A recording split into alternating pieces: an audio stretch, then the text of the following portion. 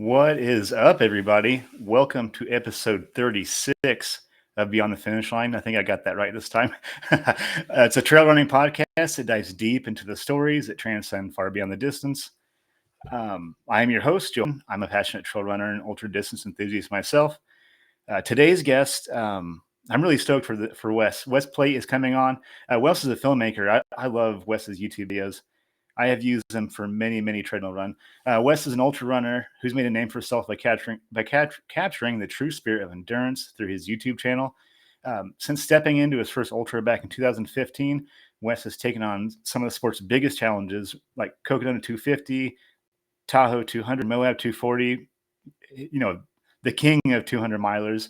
But what sets Wes apart is like his ability to tell these stories on his YouTube channel. It's just like, I just always loved the mid-pack elite videos. And I've shared recently, I just got into Vol State 500K. So outside of wanting to get to know Wes more as a person, I'm just really curious about multi-day stuff lately. So I really want to pick his brain on multi-day adventures. But before we bring Wes forward, real quick, friends of the podcast, do all of us at the Everyday Athlete Podcast Network a huge favor. Like, share, subscribe, rate, review, share with your friends. Like I always say, it costs $0 to share, to rate, share in your stories, whatever you want to do. And if you can throw a 5-star review on there, that'd be great. And if you want to put a 5-star review, then keep it to yourself. Just kidding. But also, a really cool feature about Spotify that I really love lately is you can comment on the podcast.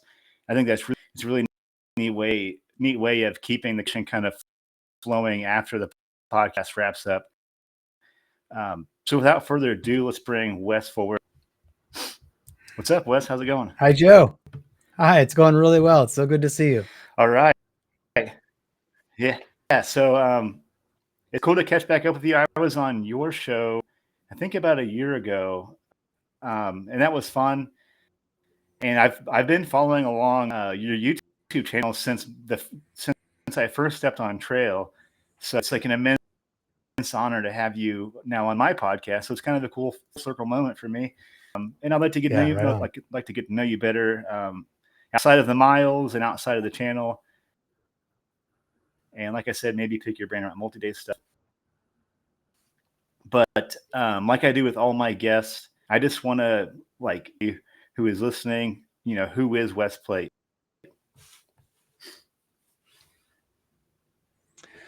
Yeah, well, as you said, I'm an ultra runner, and I guess I'm a filmmaker. I started my professional career as a video editor back in the late 1990s, and I ended up getting myself into software creation because I needed a tool that didn't exist, and so I started a software company in the year 2000, and which got me out of being a professional video editor full time to being a software builder. And I still work in tech today, still working in software. I work professionally as a software designer.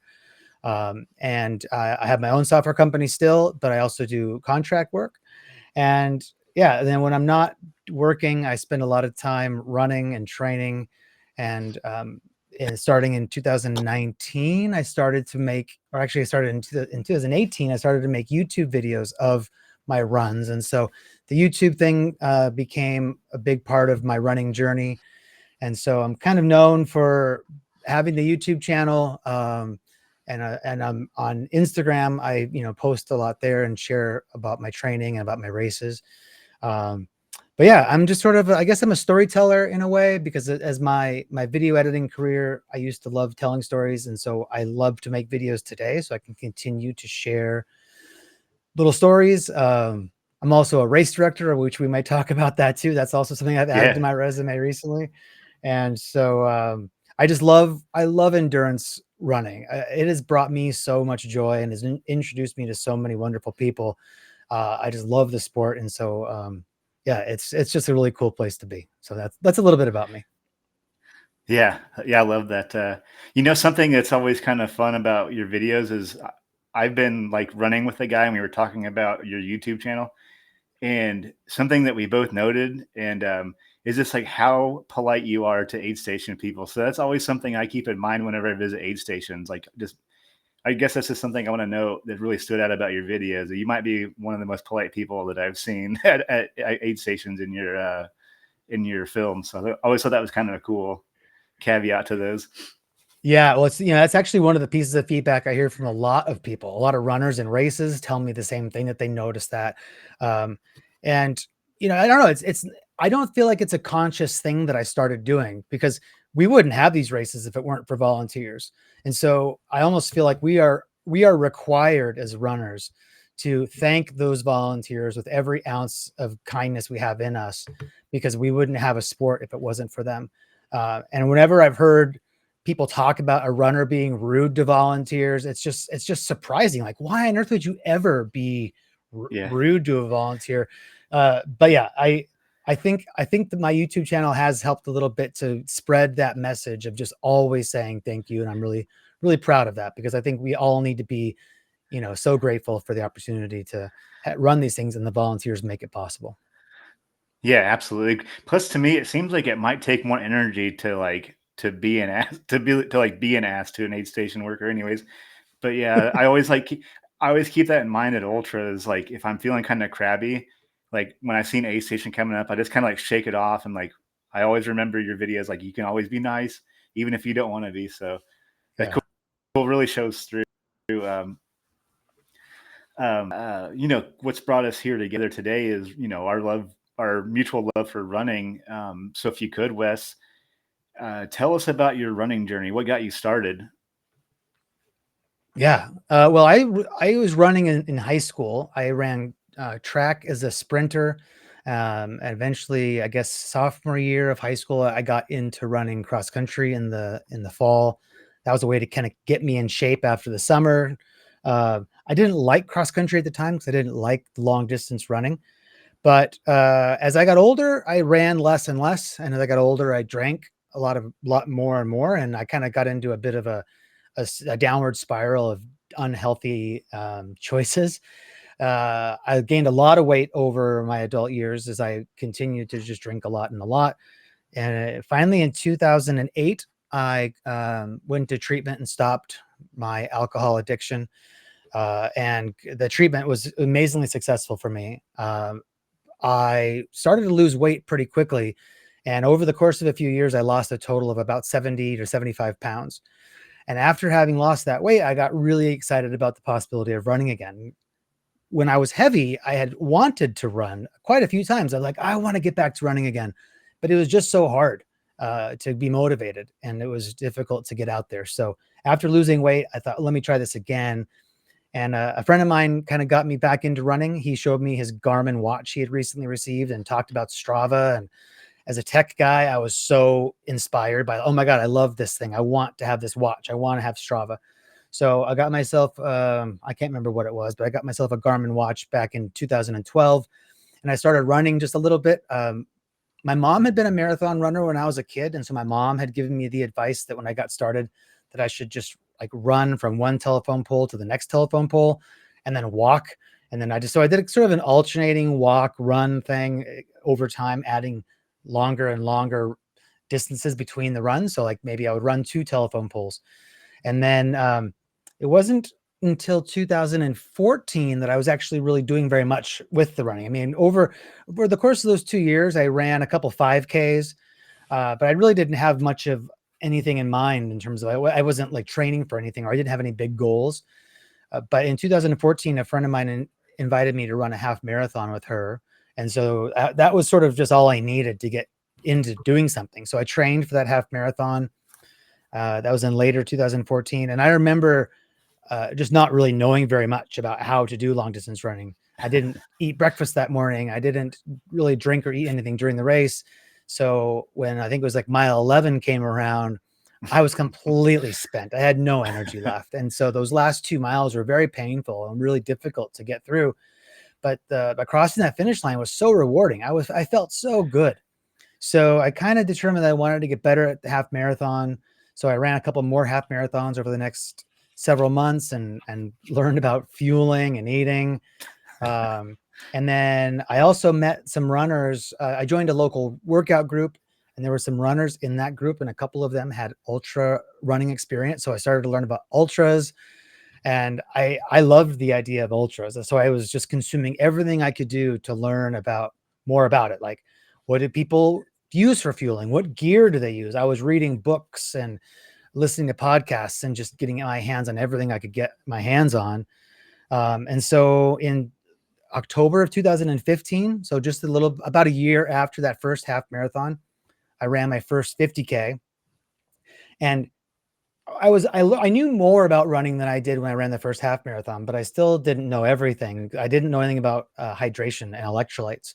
So I ran the first half of the race, my first 50K, with just clear water. I didn't have any electrolyte replacements at all. I didn't know. And so I got to this aid station at mile 15. And as I was standing there talking to the volunteers, all of a sudden my legs were cramping up like crazy. Oh my gosh, it hurt so bad. And so the volunteers are like, well, what are you doing with your electrolytes? Or, how are you replacing them? And I'm like, I don't even know what you're talking about. So they gave me a little Ziploc bag, like full of salt tablets. And I was chewing on them the rest of the way back to the finish line, having it help, but then also the cramps would come back and then the cramps would go away. Anyway, the last 15 miles of that race were pretty miserable, but I was kind of in it. I was like, this is exciting. I heard about how painful ultras are. I'm in the pain. And so I just pushed through and got myself to the finish line. And I really felt like an amazing accomplishment. Uh, but of course, as it always happens, I think with a lot of us, pretty soon I was looking at what's next after that. So um, that was the end of 2015. A friend of mine was telling me, like within a month, a friend of mine said, hey, next spring, do you want to run 100 miles with me? And I was like, yeah, I do. So I hired a guy who I knew locally who was apparently a coach. And he started having me run 7 days a week. And I was just hammering because I had like 5 months before this 100 miler. And another friend of mine was like, Wes, you have to take days off. And I'm like, no, I don't have time for days off.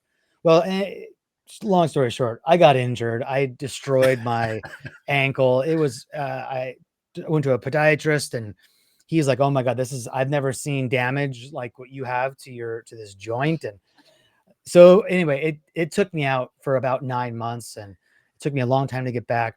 Finally, in 2017, I was back into running ultras again. I did my first 50 miler in 2017. For that, I hired a coach because I knew that I was scared of 50 miles after running my first 50K. So the first 50K I trained, I think with maybe something I got out of a book like Hal Kerner's Field Guide to Ultra Running. He had some training guides at the back. So that's how I trained for my first 50K. But I hired a coach for my first 50 miler and I was just going for it. I mean, I really wanted that to be a successful thing. And of course I finished, but it was painful. Like I feel like all these races end up being a story about pain.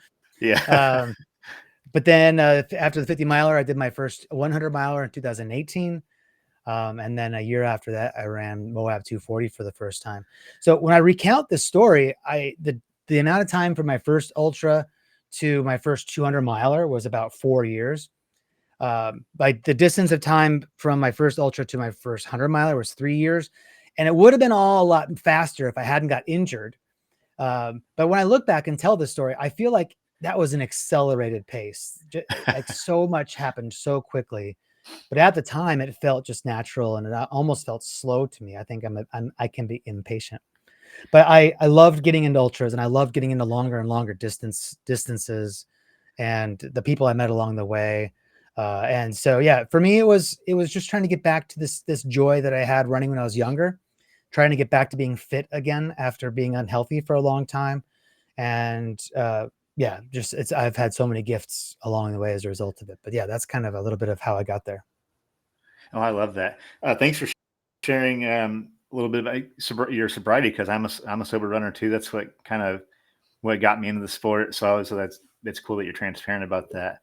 And I love how you say you got like impatient a little bit because I feel like I'm the same way. I'm like, well, that was 50K, so like obviously 50 miles and so on and so on. And now here I am now staring at Vol State coming up. But I guess I'm curious about a couple of things. What was your first 50K? I guess I'm just curious about that. Do you remember what your first trail ultra was? The first 50K was a race here in Washington State called Baker Lake 50K. It's up north. It's not too far away from the North Cascades National Park. Is that what it's called?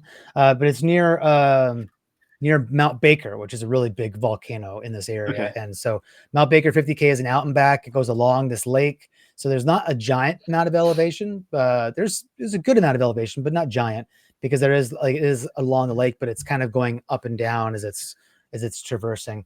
Yeah, then you hit an aid station at the halfway point, and then you come back. It's a great Oh, cool. anybody who's listening who happens to be in Washington or wants to go run in Washington. The Baker Lake 50K is a great first 50K, I think, because of the simple logistics of it, but also just the absolutely beautiful location.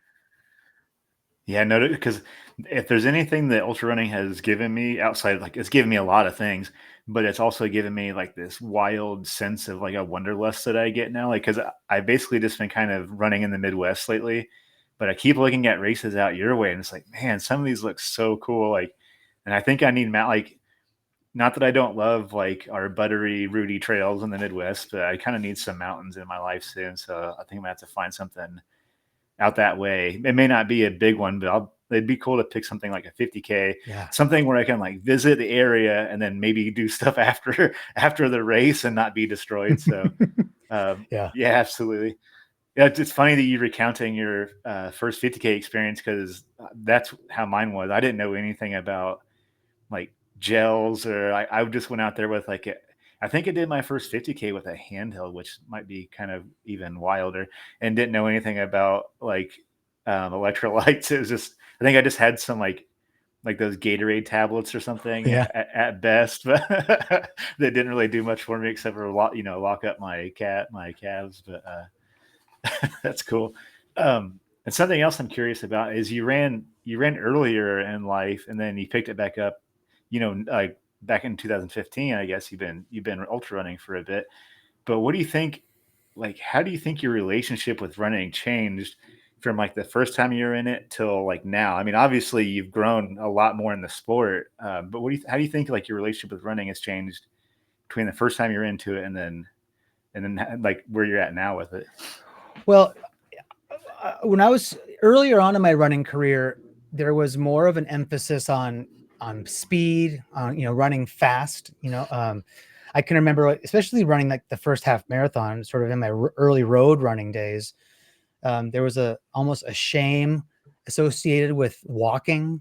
And so there was definitely this sort of like go hard, go fast sort of feeling that pervaded a lot of about training and racing. And so I think one of the things that's changed is I have really let go of any kind of ideas about pace being important. For me, the experience is what's important.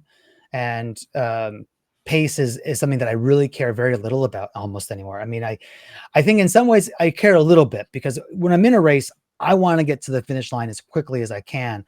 But I'm also not interested in like getting hurt or pushing too hard. Like I want to get to the finish line as quickly as I can, but I want to get to the finish line in one piece, and I want to have a good time, and I want to have a good memory.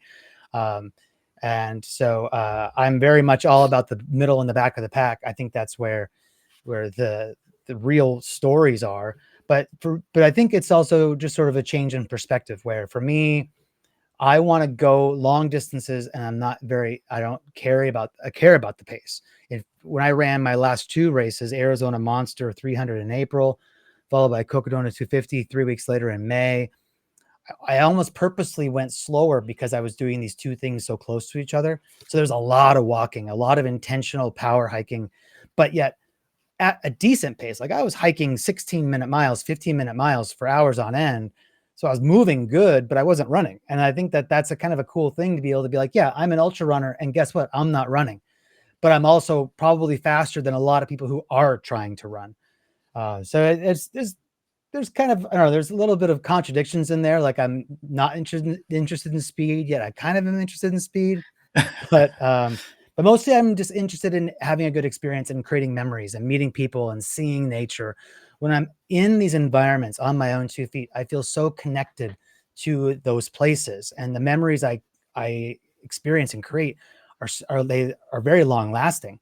And so, I really am very much interested in just creating a lifetime of experiences through running and seeing places that I otherwise never would see, or go places I otherwise never would go.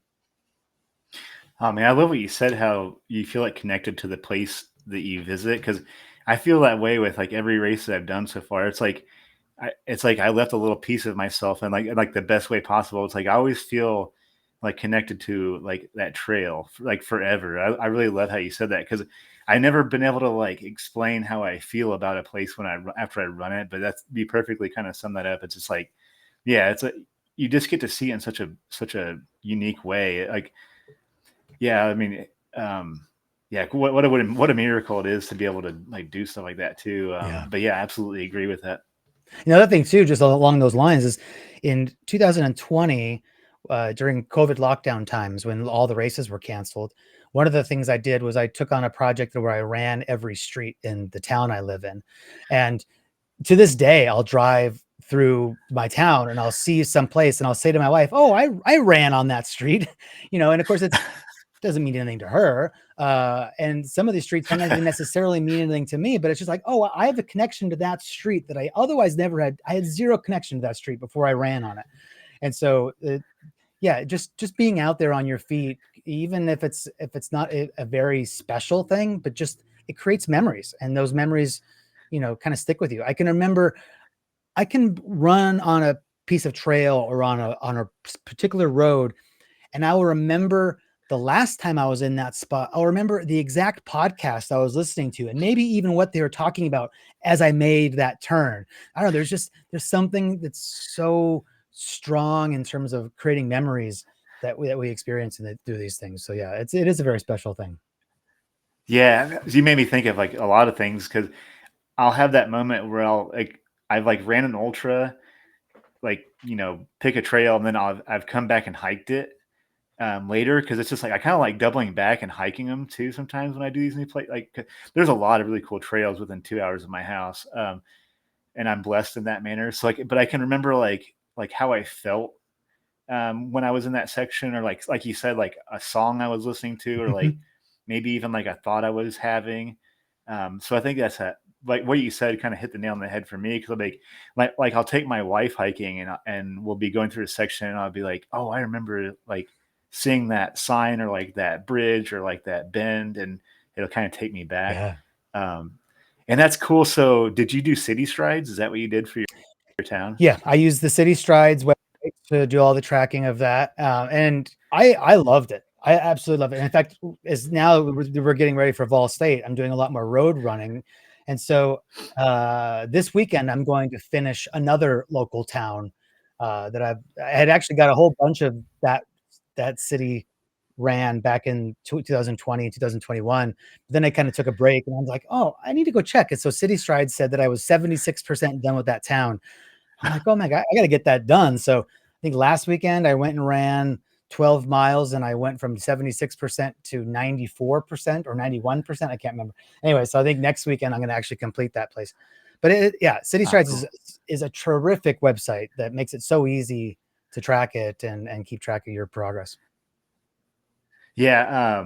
So I run commute to work daily, and I was like Oh, okay. about 6 months ago, I was just like, I take the same route every single day to work, back to work.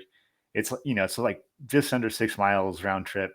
And I was like, well, I just take the same dang route every single day. And I was like, I downloaded City Strides, and I've been trying to take like these different routes home, because I was looking at my City Strides when I signed up. I was like, I've only done like 12% of my own town. Like, I've lived here for years, and like to your point, now I've been taking like these weird routes, or like on Saturday and Sunday I'll drive to like the other side of town and knock out some new stuff. And it's like I've lived here for 20 years, and I didn't know that this street was even here. It's been like such a Oh yeah. cool way to like experience my town in like a totally new light. So that's been really refreshing. Yeah, I saw something was it yesterday? You were like, we ran from like a mural to a mural. Is that Yeah. what you were doing? Yeah, Yeah. that's really cool. Yeah. No, that was another thing that I did. There was, it actually was, it wasn't as long as a run as I thought it might be. When I finally made the route, I think it was 8 miles. But yeah, I think I visited like 40 murals or something like that in my town. So I just, it was inspired by the murals, me just go run through, town to go see them all. And it was a really fun project. Yeah. So I made a video of that. And yeah, there's so many cool That's things in the cool. places we live. And so many of those things that are cool, we just never even know about them because we are driving by at a high rate of speed, or we're on the main highway and we're not on those small roads. So yeah, by getting down on the ground and being on the little neighborhood streets, yeah, we discover all kinds of things about the place we live that we otherwise never would have known about. So yeah, it's really quite a blessing that we're able to do it. Yeah, something that struck me a couple weeks ago is that there's a bunch of these little like school boxes, or like little boxes that are shaped like a school bus, and it's like a book, like a little library. You can like take a book, Oh leave yeah. a book, and there's like Oh yeah. five of those in this town. And I want to do something similar where, because like there's like some neighboring towns that have those donation boxes too, and I want to set up a route where I put a bunch of books in my pack and like visit each of those boxes and like donate a book. So that's something I Oh, kind of got on my list too. And then I great saw idea. your mural route. It's funny that we're kind of thinking along the same lines for Vol State. Like that would be great Vol State training. You know, I'll have some stuff in my pack, and it'll force me to like get out and explore more and like normal route. So that's cool. That's right. Yeah. So yeah, uh, we went through like your 50K. You went up to 50 miles. Then you said your buddy talked you into a 100 miler. What was your first 100 miler like? Yeah, I guess I'm just so curious because you've ran so many 200 milers. I kind of want to like fill those gaps in for us a little bit if you would. Yeah, of course. So after when so I signed up for my first 100 miler at the beginning of 2018. So I think registration opened in January. I registered for the Mountain Lakes 100, which is a race in Oregon, which is the state just south of me. It's put on by a company called Go Beyond Racing, and I had heard really good things about Mountain Lakes 100 at the time. That it was a fairly decent, good first 100 miler. I think it had 12,000 feet of gain. And yeah, so that was in September of 2018. I trained all year for that. I ran my first, if I remember right, I ran my first 100K earlier that year, sort of as a training run to get ready for the 100 miler. And yeah, Mountain Lakes 100, it's a really great race. And what I went into that race expecting was to have, a very difficult experience, in terms of like going through the pain cave, going all night long, really struggling with the difficulty of exhaustion. And one of the things that people had talked about in the podcasts that I had listened to and books that I'd read, I feel like people had talked about the pain cave. People had talked about pushing through it and breaking through and like finding themselves or finding God or finding something on the other side. And so that was a thing that I was extremely interested in experiencing. So when I ran that race and everything went generally pretty well, I was lucky to finish under 24 hours. And I finished the race, and I kind of expected something magical to happen, but nothing happened. Like I finished the race and I was done. And then I was like, oh, I guess I'm done. I mean, part of me wanted to keep going. Of course, at the time, there's no way I could have kept going. I was exhausted, but I knew I still had like something I needed to go. I needed to go longer or harder or something, because my experience of some sort of life changing moment didn't feel like it happened for me. Now maybe it did, and I just didn't recognize it. But I was expecting the angels to sing and like the clouds to part or something. I really expected something really profound. So later in 2000, I think if I remember right, a couple of months later in 2018, I was watching a film. If I remember right, it's called 3600 Run to Become. It is about the Transcendence Run, which is, I think it might actually be happening right now in Queens. It's a 3,600 mile ultra marathon that just goes around a single city block. So just the runners just go around and around and around and around. And this film talked about that, as well as a couple other very long ultra type things. And I was so inspired by this film that I mean, at the time I already knew about Moab 240 and about Bigfoot 200. I knew about these races, but I think that after having completed my first 100 earlier that year, and now seeing this film, I'm like, okay, I need to go farther. So in January of 2019, registration opened for the Moab 240, and I decided that I was going to just sign up for it. I didn't know if I was ready for it or not, but I was feeling a little bit frustrated. I can remember feeling frustrated at the time that I had only finished one 100 miler, but yet all my friends who I trained with were already on like their fifth 100 miler or their seventh 100 miler. So I felt like I was already late to the party. And so I thought, well, if I wait for all my friends to get ready for 200 so I can join them in that, like, when's that going to be? Who knows if they ever will be? Of course, and now that I say that now, I realize all those friends that I ran with, none of them have run a 200 yet. So if I was waiting for them, I would still be waiting for them. So I just decided, well, yeah, I'm just going to sign up for it. Let's just do it. And so then I spent the year 2019 training and getting ready for the Moab 240. And my decision there was that, in terms of that race, was I didn't want to do Bigfoot because it was very close to where I live and I kind of know that area. I didn't want to do Tahoe, I guess, because I don't know, for whatever reason, I guess I just didn't consider that to be an option.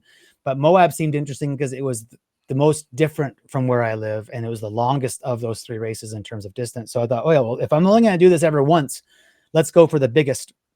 And so, yeah, that race happened. It actually was, I was successful in it. I had friends come visit or come do pacing duties with me. So I had 3 friends pace me. My girlfriend at the time, who's now my wife, she also paced me for the last section, and she crewed me. So I had this great amount of support for that race. And I was, again, kind of wondering, like, am I going to have the aha moment? But even then, I finished that race. I felt extremely proud of my finish. But I still didn't have necessarily that aha moment, at least not immediately. But over time, I realized that something did change, because I became very aware that, I guess what I learned is that me specifically, but also us as humans in general, are way more powerful than we realize. And I came to understand after running Moab 240 that 240 mile distance is not the limit that I'm capable of. I did 240 because that's what I was set out to do. But barring injury, as long as I was able to fuel and keep care of my body, I could go farther than that. And that felt to me like an incredible realization, that there's so much more than we can do. And so I felt like my aha moment was just a realization of just strength, and also just strength as a regular person. Like, I train really hard for these things, but I don't think there's necessarily anything that makes me like gifted in this sport. I'm not fast like the fastest people, but I feel like we are all capable of these things. And so when I meet people who say, "Oh, I could never run 200 miles," I'm like, "You're wrong. You could. You just you have to make the decision and try and train." But we're all capable of it. So that was kind of the big aha that I came away with. And I did Moab 240 thinking that I would never do another 200. But then I've loved it so much. The way that it happened was that then the Cocodona 250 was scheduled for the next in May of 2020. But of course, it became clear in 2020 that wasn't going to happen. So it got delayed to 2021. But I was so excited about running the inaugural Cocodona 250 because I had seen videos on YouTube of other inaugural races. Kerry Ward his YouTube channel, Full Tilt Ward, was something I had watched a lot when I was getting ready for Moab, and he had done all the inaugurals. And so I really wanted to do inaugural myself. So I did a Cocodona 250 inaugural year. And then that just became its own thing, where now I've finished that race 5 times. But yeah, I'm just on my journey, man. Just like not necessarily finding my limit, but just continuing to push the limit and to try new things, and to see how much farther we can go. And You know, we've got this 500K coming up next summer. And I was thinking about it yesterday. Like, I'm actually really nervous about the race, but the distance isn't what scares me. I'm not scared at all about that distance, but I am scared about, you know, heat and humidity and trucks that want to kill you and dogs that want to kill you. And, but yeah, there's so many things that we get to explore, and being able to do it on my own 2 feet has been a real blessing. And the fact that I get also share on my YouTube channel with my followers also makes it pretty special. So yeah, it's been a really great journey. Yeah, I'm just like, I don't even know how to really articulate how I feel. Like I'm scared, I'm nervous, I'm excited. It's it's made my training more exciting lately because I've like completely changed my mind. Like I or my mindset on training. It's like I don't know. I've been turning my training runs like these little adventures now. I've just been like leaving my house with my debit card and a pack and just like and that I don't know. And I think I'm scared of the distance. Like you know I've DNF 200 milers and then well Ohm's just like well if you can't get 100 miles done sign up for a 200 plus. And he's like That's right. so I'm just like you didn't need to twist my arm so I was, so I um so obviously I it made sense to me to triple down but I think I'm more excited about the prospect of this than I am actually maybe even trying another 100 miler. I don't know if that's just like how my mind is. Like I'm thinking about it more of like an adventure than I am like what you know how it is getting ready for 100 miler. Like I'm worried about aid stations and like cut off math, and I think Yeah. shedding that has been kind of liberating. Like I'm terrified of the distance, and I've done some uh, like like back in March, me and a buddy like ran across Rhode Island or whatever, or like mostly across Rhode Island. So I am a little bit weary of like the traffic aspect of Yeah. things because, but it's all solvable stuff. I mean, obviously people do it every year. And I've been really digging. I can never pronounce her last name, but Terry's podcast. It's all about the people. I think I've seen where you were listening to that too on Yep. the Fall State. That is such an eye-opening podcast, and that's been giving me a lot of hope too. Because when you listen to these stories, they're just people like us that do this every year. So it's been really kind of cool to dig into that. Um, but a question, like you said, like an aha moment. Like when did that come to you in your first like 200 plus mile distance? Like how long did that take for you to have like? Well, you said it wasn't like necessarily like an aha moment, but you had like a realization. When do you I think think that actually came it to was you? like a couple weeks after the finish. I think it took a little bit of time for that to come around into my head. Um, because I still didn't have the really strong angels sort of singing moment. It wasn't really dramatic. It was just sort of this slow burn that came on later. But yeah, it was just as I was reflecting upon the thing after the event that I was like, wow, we did that. And also, you know, we were strong. Because, you know, one of the things I didn't mention this and I had thought about it. So I should point out that uh, I ended up with a hamstring injury halfway through Moab 240. There had been this one climb up this mountain on the way to mile 120. Something happened along the way where I can't remember which, might have been my left, but one of my behind my knee, my hamstring got really, really unhappy.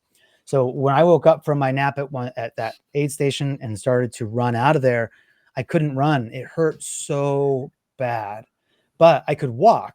And so we just started walking. And so we were power hiking. And so over the course of that next day, I was just hiking, hiking, hiking. And then over the day after that, I was able to slowly run a little bit more. So I was actually experiencing a little bit of body healing. I mean, I was Wow. injured during the race. And then in the second half of the race, my body started to heal from the injury. And then on the way to the finish line, I was actually running like the last 3 miles or last 5 miles. And my girlfriend could barely keep up with me, even though I was so many miles on my legs and she was fresh legs. I was able to move pretty well. So yeah, it's what's remarkable about these multi-day, really long distance things is so much time there's a lot of time it happens. So all kinds of things can be fixed when there are problems. In shorter, faster races, you don't have time to recover from a problem. Um, A lot of times in a 100-miler, if you're sick and you're sat in an aid station for 2 hours vomiting, you could easily run out of time. But in a 200-miler, if you're at an aid station for 2 hours vomiting, a lot of times you've got still plenty of time before you really have to be concerned about it. Yeah. And then, like I said, then we can heal along the way. So yeah, I think it was the healing aspect of it was one of the things that taught me that we have so much opportunity to go far because we can deal with the problems and we can get out of them. Yeah, that's good to know. And I've heard that before. I've heard that described before. That's like, like the 100-miler, or like 100K, whatever. If you run into problems, there's like not much you can do. Like you're up against the Mhm. clock. And I've heard someone describe like a 200+ miler. That like if you run into problems, sometimes you can just like eat and take a nap, and then you can keep going, and That's like right. you have like time to like deal with scenarios. And so far, 100-milers, I run into problems and just like, well, I'm already, I'm a back of the packer anyways. But that's something I'm working on. Like you, I've been really focusing on my hiking pace, and I've taken like a minute off my hiking pace over the last few months. So, and that's harder than learning to than training to run faster. I think it's been really hard to hike faster, really, really difficult. But what's funny now is when I walk with people who aren't focusing on hiking faster, I'm like, it's like hard to walk like a normal pace now. So it's like when me and my wife are out together, I'm just like, oh, sorry. Like I'm just like now I'm just like an autopilot with like a 16:30 walking pace everywhere I go now. So it's been interesting to say the least to learn that. But Yeah. so yeah, But I'm glad you're doing that though, because I think for Vol State and any other long distance thing you do, you're able to have such a low heart rate during the hiking. Even if you're moving at 16:30, you can end up with a fairly low heart rate. So it's just less damaging or less fatigue that you're experiencing. So you can really move at a decent pace without a lot of effort. And then you can also mix it up. Like you can run a little bit, and then you can walk and hike. And so one of the things that I've taken away from my journey is that I find that pace is a constantly changing thing. Over the course of one segment between aid stations, I'll run every pace there is because I just it feels good to change it up, and it feels good to use different muscle groups. And certainly from hiking and running, totally different muscles are involved. And yeah, I'm really impressed with how quickly we were able to move, even 16-minute, 15-minute pace walking. It's like, why would I bother running if I can walk that fast? yeah. So yeah. What's really funny is I ended up the first I never really get blisters Oh yeah. running, but I started getting blisters for hiking. It's like what's so different between running and hiking that's causing that problem? So it's been kind of fun to troubleshoot why that's happening. So it has kind of switched up like how I have to take like preventative foot care already. So I'm Yeah. kind of glad Good. I'm learning this now and not Yep. like on the side of the road in Tennessee in July. So, but yeah, and you're right. It's like a different thing is sore. Like a different part of my leg is sore than if I hike 20 miles or ran 20 miles. It's totally different. So it's been kind of cool learning that also. But um, yeah, I'm excited. Yeah, you got me fired up. Like, yeah, I'm really like, and it's also your first year too. It'd be kind of cool to catch miles together. It I know we'll have like a dinner before, so maybe we can share a few miles, or it'll be really fun. I'm really excited for this. You got me Yeah. really Me stoked too. for this Yeah. for Good. this distance. But something I also want to talk to you about, because I haven't told, maybe I shared this with you, but I'm directing my first race Saturday. Yeah. Right. Yeah. It's an 8 hour, so it's not a real big event. But and I just want to first of all congratulate you. You had your first 100-miler. You directed your first race. Is your first race, right, altogether? That's right. The Copper Kings. So congratulations. I was watching it on Instagram. It was really cool seeing like the updates, and like it looked like there was like a lot of good buzz around your race. And I might have to come out there and run it too. My buddy Daniel ran it, so I thought that was kind of cool. So it was really fun. Daniel Bailey, I'm sure you know Daniel, Yeah, I but love Daniel. it was cool seeing it kind of unfold in real time over here. So just tell me about like Copper Kings. What made you start like do this race? What made you direct this race? What was your motivation behind it? Well, the comment that I made earlier about being connected to places by running was actually the reason why this race got started. My family history runs through Butte, Montana, and my parents were both born and raised in this place, and I visited there a million times throughout my life, and I had lots of family connections there. So again, around COVID lockdown times, I was trying to think about different adventures that I could create on my own, and I started thinking about Butte and my family history there, and started thinking about how if I was to run between the places that are important in my family's history, how I could become connected to those places in a much more meaningful way because I would be doing it on my own 2 feet. So the realization that we've already talked about motivated me to try to create a route that I could do this sort of a thing to connect my family's history. As I was mapping out that idea, the actual the exact idea of running from my aunt's ranch to the cabin that my grandma lived in during the Depression, out to the field where we spread my grandfather's ashes, like that map made zero sense. But it inspired the idea and the concept. So I eventually ended up with a 106-mile loop around the town of Butte, Montana, that ran through my aunt's ranch, and so I did have that family connection. And I had this route planned, and in 2022, for my 49th birthday, I ran the first half of the route to see if it was possible, because it was going through some sections that I didn't know if anybody had ever been there before. And so I absolutely loved that experience. And so I was determined that I was going to run the full loop. And then my wife suggested that maybe I invite some friends to join me. So I got 5 people to join me. And in June of 2023, the 6 of us ran my inaugural, although it wasn't really inaugural because it was just a fat ass, but the 6 of us ran my 106-mile loop that I had dreamed up. And that was very, very rewarding. It felt so creative to have an idea in my head that now these people have you know, all 106 miles, they did them. And so that then got me talking to the Forest Service and the county and the various agencies about how can I make this a real event? Because this feels really special. At the time, there's only one 100-mile race in the state of Montana. So I knew that there was an appetite for another one. And the route was awesome. The location was really special. So we learned a lot from that first year. And so I modified the route to be actually 100 miles.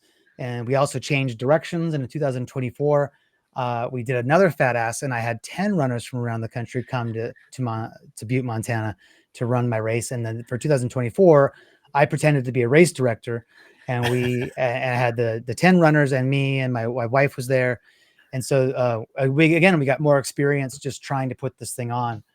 And then that also just sort of helped with the relationships with these agencies, so that by the time, like, I think it was in September or October of 2024, we had our permits for the next year. So we had a race on the calendar for up to 100 runners to do this event in June of 2025.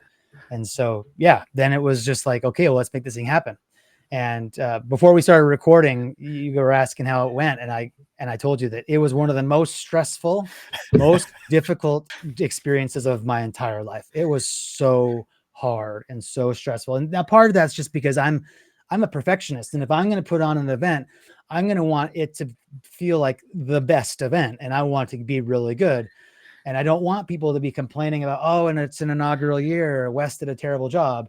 But so yeah, we worked really hard to put on a really good event, and thankfully it all worked really well. And we had 86% completion rate on that. We only had one runner not show up at the starting line, so it went really well. And even though it was the hardest thing I've ever done, I'm really proud of it, and I'm excited now to continue it. I want this race to be a tradition and just be a classic Montana race. So One of the things I was working on today was some of the planning for next year. So we're already kind of getting things going for the 2026 race. But yeah, it's a lot of work, but it's also so rewarding. Like I said, I'm a storyteller. I kind of feel like I'm telling a story of of Butte, Montana, to the people who come by me be able to take them along this loop. So yeah, that's how it happened, and I'm really proud of it. It's really a really cool thing. Yeah, you should be. I have a lot of things to say. First of all, the logo is really cool. Thank you. Yeah, I love that. Man, that's really special. I didn't know, like, I mean, I pay attention to what you post, and like I saw you kind of building the race, but I didn't know like the full backstory behind it. But knowing that now, man, that's just really cool. So I mean, obviously, um, it was beyond just a labor of love. It was like I just really love like I really love how deep the connection is to that race. So I thought it was cool before. I think it's even more special now hearing you talk about it. It's Yeah, got me wanting to thank come you. to Butte, Montana. So Good. I love it. I've never been out to Montana. There's a town called Hardin, Montana. That's like my last name, and I've always wanted to go out there just to see that town. So maybe I'll I'll have a come couple out. different reasons to go to Montana, but That's right. that's cool. So all that work that went into it, like you said, it was like the hardest thing, the most rewarding thing. Tell me how you felt the first run that crosses the finish line. Tell me how that felt for you. Um, when the first runner finished, I was so just so excited to see the completion of the thing. Um, and part of the reason why I was excited was because I told a race director friend, some months before, how frustrated I was by the process and how stressed out I was and how unhappy I was and how I regretted doing it. And that friend said, "Well, Wes, you haven't got to the best part yet. Like you need to be there at the finish line to welcome the runners, and then it'll all be worth it." So I was sort of counting on that, like, okay, he said it's all gonna be worth it. So let's greet these finishers and make it happen. And sure enough, as they were coming in and finishing, we were shaking hands and they were saying they liked this and they didn't like that, or they just everyone had sort of very similar feedback. You're like, wow, that was a lot harder than I expected, but wow, that was so beautiful. And yeah, it was really cool. And I had them tell me that they didn't feel that it was an inaugural year race. They felt like it was really well put on. That made me very proud of what the staff and we were able to put together. So yeah, it was cool. And then just being there, the first runner finished in about 18 and a half hours, which was faster than we had planned. So we mid race, had to do some scrambling because the first runners were getting places faster than we planned. So everyone was scrambling to get the aid station set up a little bit sooner than we had planned. But anyway, between 18 and a half hours was the first runner. And then the last runner was at about 39 and a half hours. So I was at that finish line for, what is that, 11? No, I can't do math. Whatever 39 minus 18 is. I guess it's about 11 hours, almost 12 Yeah. hours of just, continuing to welcome in the runners. And yeah, anyway, it was just super, super satisfying. And yeah, it was really rewarding to greet them at that finish line. Oh, cool. That's good to hear because I was kind of like venting to a buddy of mine earlier today about my event coming up. Just like I don't know, I was just belly aching about stuff. And he's just like, man, but think about when when like they cross the finish line, like you find out it's like a PR, or something, or like their first race, like because I don't really know everyone's backstory, background in racing, so it's gonna be kind of cool to like meet. I'm hoping 40 plus new friends on Saturday, and Yeah. hopefully a few people will come back to my event. So it's been I don't have as many moving pieces for my 8 hour. Been a little arduous at times getting all the stuff together and all that stuff, but like yours, I'm tied to this. Like it's a really special park that's like 3/4 of a mile from my house, and I do like a lot of training at this park, and it's really beautiful in October. So I can't wait to share that with other people. And the parks department in this town is amazing, so it's going to be really cool um, to share that with other people. So yeah. I mean, thanks for sharing that too. It gives me a little bit of hope that Saturday, like as I see people finishing for the day, I get like like that rewarding moment, which I'm sure I will, and I can't wait for it. Yeah, and I think you'll be so connected to those people because some of them will be doing this for the first time, and it's going to be a very special thing for them that they've accomplished something major in their lives, and that accomplishment would not have happened if it wasn't for you. So you are going to be personally responsible for a lot of people achieving something that they might have thought was impossible earlier in their lives, and the fact that you get to be a part of their journey and they will always remember you for that is really, really special. So congratulations to you for creating something that will be so meaningful to so many folks. And, over time, I hope you can, grow that and introduce more people to the sport and to the park that you love. And yeah, you'll just become more and more and more integral to more and more runners' lives. It's really a special opportunity. Yeah, I can't wait. Yeah, thanks for sharing that with us about Copper Kings. It was really cool to watch. I was like, man, this is cool. Thank you.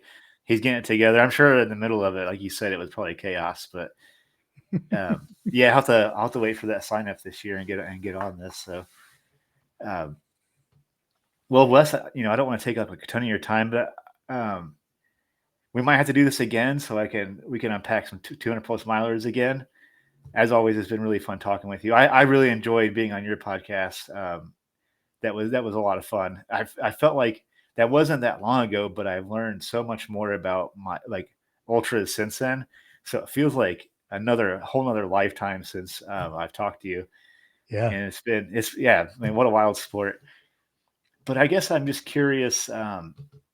Let's somebody like me that's I'm new to the 200 plus mile distance, or just maybe just new to any distance. What's like a piece of advice that you would give somebody that's like kind of hovering over that register button for like an instance, or like something, doesn't have to be 200 miler. It can be in distance, but what's like some kind of piece of advice you might give somebody that's kind of in that limbo? Well, I think the perspective I have on these things is that it's best, or my encouragement to somebody who's in that situation is to just press the button to do it, even though at the moment you're pressing that button, you are not ready. And yeah, I'm agreeing with you. You're about to push that button. You don't think you're ready, and you are not ready. But that's what training's for. And so there's lots of time between now and that race day to get ready. And there's a lot of problems that you're going to have to learn how to solve. But also these things are just really, really tough. And so yeah, I think it's good to have a perspective that you might not actually finish on your first time out when you're doing these big things, but I think it's helpful to have that expectation that if you finish, great, but if you don't finish, that's also great, because it means that you hadn't learned everything you needed to learn yet, but you needed to take the step. You needed to take it on the trail. You need to have the DNF in order to then learn the things you needed to learn to have the finish later that you're hoping for. And so my encouragement is just get out there and try. Don't worry about speed. There's fast runners out there, but don't let that make you feel like you're less than.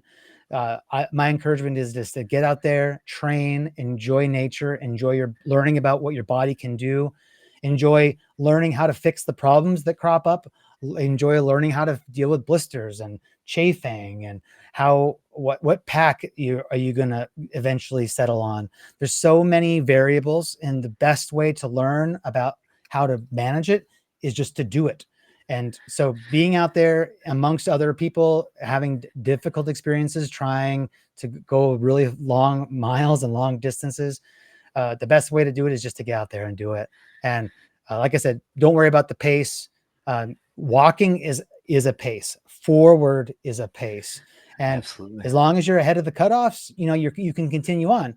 If the cutoffs catch you, well, that's just what was meant for you on this day. Another day, things will be different, and you'll have a different experience. But it's all about an experience. It's all about learning and growing, and and experiencing how powerful we are. And you cannot experience it or learn it without just doing it. So just get out there and do it. Man, I love that. I had that thought when I was about to register for Volsay. I was like, I'm not gonna be ready for this, or I'm not ready for this. Like, if I wait to be ready for it, I'm never gonna sign up for anything. That's right. I love that. I don't know if I'm going to finish it. I mean, maybe that's the fun of it. If I knew I was going to finish it, then what's the point? So, Yeah. Yeah, thanks, Wes, for that. That's good. That's good stuff. Real quick, I don't know if you listen to music while you run or not, but if you do, or it doesn't have to be while you're running, but what's like me and Jason have a music podcast. We have like a ton of fun on this show. But what song are you listening to, or maybe like an album or like something you listen to while you're training or lifting? What's like a song that's kind of been on repeat lately in your playlist? That's a great question. I don't listen to music when I run, Okay. and so I don't have like those pump up jams or anything like that. And sadly, I listen to very little music during my day. Although I will sometimes listen. What I try to do is listen to music while I'm working, Okay. but very often I can get myself into just I'm in some rabbit hole and I just don't even realize I'm not playing music because I'm just so busy working. Um, but Where I will, so I don't necessarily have a really good answer to your question, but to tie it into everything else we're talking about, I will tell you that my favorite band is called The Album Leaf. The And album leaf. Okay. yeah, and if you watch that video, or we were talking about the murals run that I did and have a video of it. Yeah. Yeah. I think there's a shot that I was doing a shot. I was talking about the shoes I was wearing, so I shot my feet, but you'll see my calf, my left calf in the shot. And on my left calf is a tattoo of the logo of my favorite band, The Album Leaf. And so Okay. a lot of times people ask me, during runs, they're like, "Hey Wes, what's that plant on your calf?" Hey, it's my favorite band's logo, because they had a deal where if you had their logo tattooed on your body, that means you get lifetime free concert access. So That's I so just figured it was a cool. fun thing to do. So yeah, but you gotta check out The Album All Leaf. right. How about you? Cool. Well, I'll What should dig I into listen that to? Do you have and something for I'll me? add. I've been listening to a lot of new Tyler Childers lately. He has a new album out that's just fire right now. It's like, so yeah, digging into some Tyler Childers. You cannot go wrong with any of his music. He's got some All right, good I'll check it stuff. out. Cool, man. Thanks, Wes. Like I said, it was cool having you on this side of the mic. I've been a long time watcher of your channel. So like I said, it was an immense honor having you on the show. Thanks for sharing your time with me. It means a lot to me. I cannot wait to meet you in real life at Vol State. I'll probably be asking you a bunch of silly questions leading up to it when the Yeah, let's training do it. gets thick. Heck Yeah, yeah, man. So I thank you for your time, and thank you all for listening. And this was a great chat, Wes. thanks, And I Joe. will see you all next time beyond the finish line.